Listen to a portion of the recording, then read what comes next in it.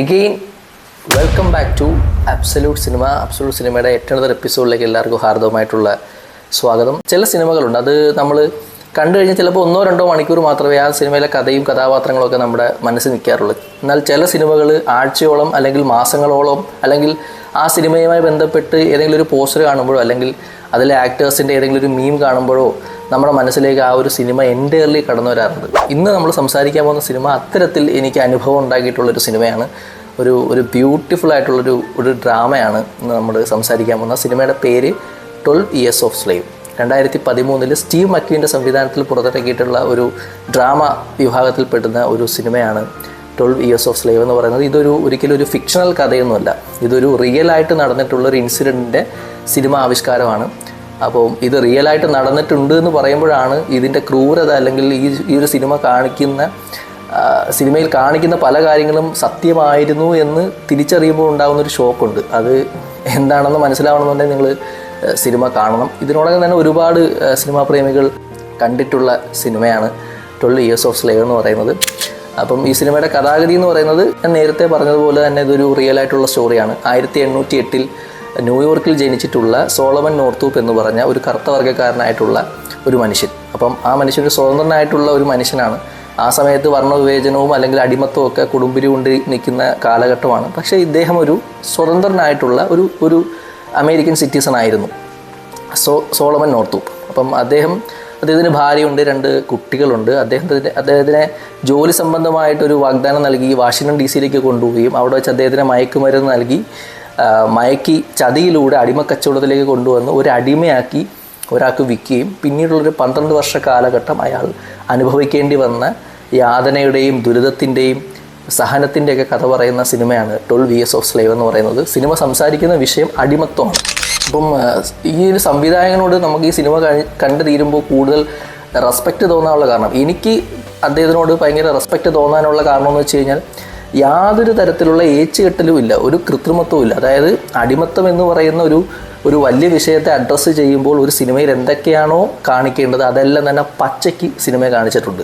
ഇപ്പം ചാട്ടവാറ് കൊണ്ട് ഒരാളെ അടിക്കുകയാണെന്നുണ്ടെങ്കിൽ ആ അടി കൃത്യമായിട്ട് ആ അടിമയ്ക്ക് കൊള്ളുന്നതും ആ അടിമ കടന്നു പോകുന്ന വേദനയിലൂടെയും ത്യാഗത്തിലൂടെയും എങ്ങനെയൊക്കെയാണ് അടിമ കടന്നു പോകുന്നതെന്നുള്ളത് കൃത്യമായിട്ട് കാഴ്ചക്കാരായിട്ടുള്ള പ്രേക്ഷകർക്ക് മനസ്സിലാവുന്നുണ്ട്. വളരെ ബ്രൂട്ടലായിട്ടുള്ള റിയാലിറ്റിയാണ് സിനിമ സംസാരിക്കുന്നത്. ഇപ്പം അദ്ദേഹത്തെ കൂടാതെ, അതായത് ഇതിൻ്റെ മെയിൻ കഥാപാത്രമായിട്ടുള്ള സോളമൻ നോർത്തൂപ്പ് കൂടാതെയും വേറെ അടിമകൾ ആ വീട്ടിലുണ്ടായിരുന്നു. അവരോടെല്ലാമുള്ള ആൾക്കാരുടെ പെരുമാറ്റം, സംസാരം, അവരെ സെക്ഷുവലി അബ്യൂസ് ചെയ്യുന്നത്, അവരെ മാനസികപരമായിട്ട് വേദനിപ്പിക്കുന്നത്, അവരെ ഫിസിക്കലി അസൗൾട്ട് ചെയ്യുന്നത് തുടങ്ങി ഏതൊക്കെ രീതിയിൽ ഒരു മനുഷ്യനെ മറ്റൊരു മനുഷ്യൻ അടിമ എന്ന് പറഞ്ഞ പേരിൽ ചൂഷണം ചെയ്യുക, അതെല്ലാം വളരെ റിയലായിട്ട് കാണിച്ചിട്ടുള്ള ഒരു സിനിമയാണ് 12 Years of Slave എന്ന് പറയുന്നത്. അതേപോലെ തന്നെ ഒരു വയലൻസ് ഒക്കെ കാണിക്കുമ്പോഴത്തേക്കും ഓഡിയൻസിന് ഡിസ്കംഫർട്ട് ഉണ്ടാവുമെന്നൊന്നും അദ്ദേഹം ഇതിൻ്റെ സംവിധാനം ചിന്തിച്ചിട്ടേ ഇല്ലെന്ന് തോന്നുന്നു. കാരണം വളരെ റിയലായിട്ടുള്ള പരിപാടികളാണ് ഇതിനകത്ത് കാണിച്ചിട്ടുള്ളത്. ഇതിനകത്തൊരു ഹാങ്ങിങ് സീനുണ്ട്.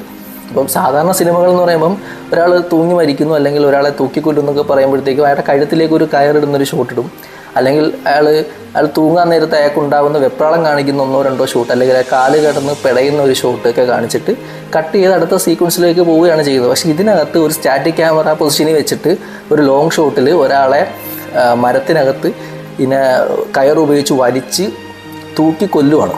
അത് വളരെ 2-3 മിനിറ്റ് എടുത്ത് വളരെ സാവധാനമാണ് നമ്മളെ കാണിക്കുന്നത്. അതായത് ആ മനുഷ്യൻ തൂങ്ങി അദ്ദേഹത്തിൻ്റെ ജീവൻ അദ്ദേഹത്തിൻ്റെ ശരീരത്തിൽ നിന്ന് പോകുന്നത് നമുക്ക് കൃത്യമായിട്ട് സിനിമയെ കാണിച്ചിരുന്നുണ്ട്. ആ രീതിയിൽ വളരെ റിയലായിട്ടുള്ള ജീവിതാനുഭവങ്ങൾ വളരെ റിയലായിട്ട് തന്നെ യാതൊരു തരത്തിലുള്ള കള്ളത്തരവും ഇല്ലാതെ കാണിച്ചു തരുന്നുണ്ട് സംവിധായകൻ. അപ്പം ആ സംവിധായകൻ്റെ ആ ഒരു ഗട്ട്സിനാണ് ഈ സിനിമ ഇത്രമാത്രം വിലമതിക്കാനാവാത്തതായി മാറിയെന്ന് എനിക്ക് വ്യക്തിപരമായിട്ട് തോന്നിയിട്ടുള്ളത്. അതേപോലെ തന്നെ ഇതിൻ്റെ ക്യാമറ വർക്കൊക്കെ വളരെ മനോഹരമാണ്. ഇതൊരു പ്ലാന്റേഷൻ ഏരിയയിലാണ് ഈ ഒരു സിനിമ നടക്കുന്നത്. അപ്പം അവിടെ ഈ സൺലൈറ്റിനെയൊക്കെ വളരെ മനോഹരമായിട്ടാണ് ക്യാമറാമാൻ ഉപയോഗിച്ചിട്ടുള്ളത്. അത് നല്ല രസമായിരുന്നു ആ ഒരു സീനറിയൊക്കെ കാണാൻ. അതേപോലെ ഇങ്ങനെ ഒഴുകിയാണ് സിനിമ പോകുന്നത്. അതായത് യാതൊരു തരത്തിലുള്ള ഫാസ്റ്റ് കട്ടില്ല. അതായത് ഒരു സീനിൽ നിന്ന് മറ്റൊരു സീനിലേക്ക് വളരെ സാവധാനമാണ് സിനിമ സഞ്ചരിച്ച് പോകുന്നത്. ഇപ്പം സ്ലോ പേസ്ഡ് ആയിട്ട് പോകുന്നതായിട്ട് നമുക്ക് തോന്നും. അപ്പം അത്തരത്തിലുള്ള സിനിമകൾ കാണുന്ന ഒരാൾക്ക് എത്രത്തോളം ഈ സിനിമ ആസ്വാദികരമാണെന്ന് എനിക്കറിയില്ല. എനിക്ക് വ്യക്തിപരമായിട്ട് അത്തരത്തിലുള്ള സ്ലോ പേസ്ഡ് ആണെങ്കിലും സിനിമ സംസാരിക്കുന്നത് ഒരു സീരിയസ് ആയിട്ടുള്ള മാറ്ററാണ്, അല്ലെങ്കിൽ സിനിമ ഭയങ്കര എൻഗേജിങ് ആണെന്നുണ്ടെങ്കിൽ ഞാൻ കണ്ടിരിക്കാറുണ്ട്. അപ്പം എനിക്കൊരു യാതൊരു തരത്തിലുള്ള ബുദ്ധിമുട്ടും തോന്നിയില്ല. അപ്പം തോന്നത്തില്ല. കാരണം ഈ സിനിമയുടെ കാതലെന്ന് പറയുന്നത് ഞാനിനി പറയാൻ പോകുന്ന ആക്ടേഴ്സിൻ്റെ പെർഫോമൻസാണ്. ഈ ഒരു സിനിമയെ കൊണ്ടുപോകുന്നത് അവരാണ്.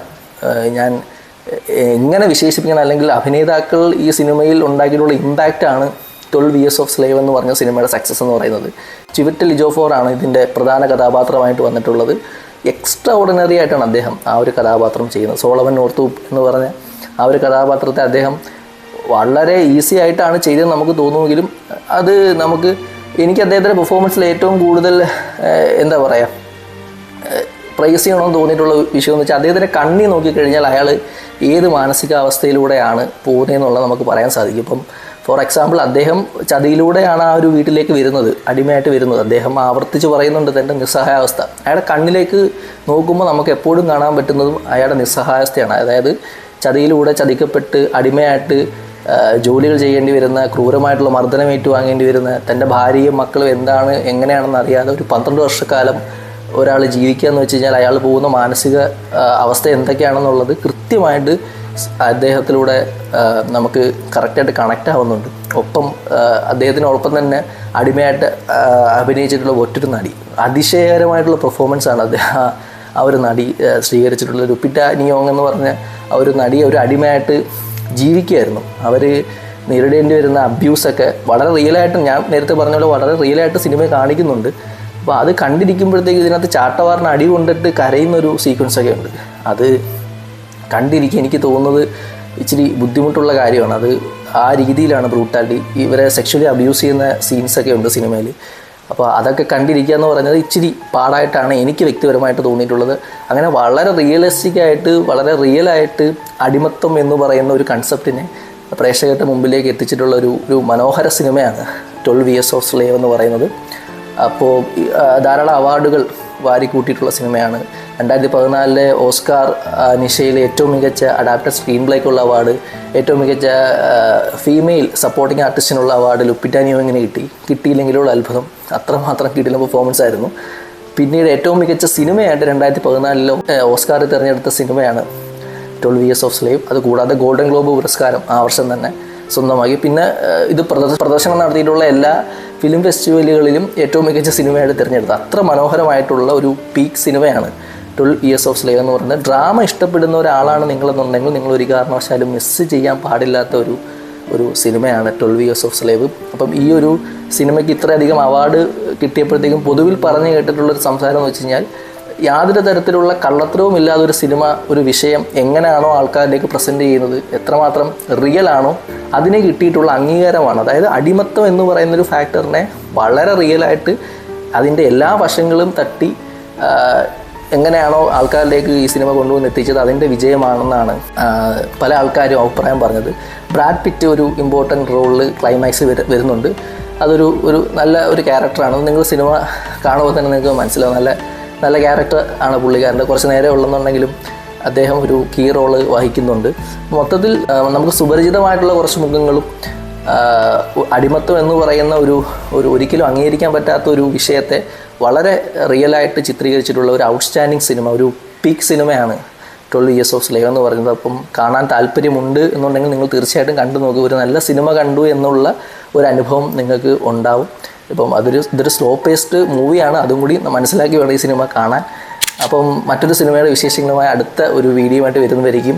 This is me, Rohit, signing off. You are watching absolute cinema. By.